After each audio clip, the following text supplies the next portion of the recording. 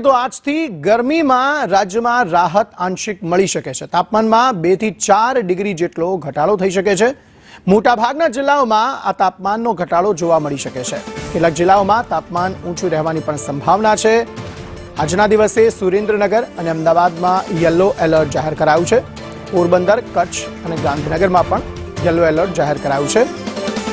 અમદાવાદ અને ગાંધીનગર આ 2 જિલ્લા કે જ્યાં તાપમાન ઊંચું રહી શકે છે।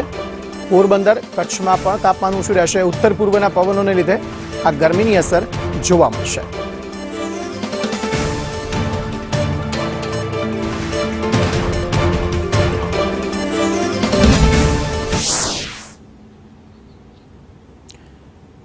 તો યલો એલર્ટ ક્યાં ક્યાં અપાયું છે ગ્રાફિક્સના માધ્યમથી સમજીએ। કચ્છ, સુરેન્દ્રનગર, પોરબંદર, ગાંધીનગર, અમદાવાદ આ તમામ જગ્યાએ તમામ જિલ્લાઓમાં યલો એલર્ટ અપાયું છે।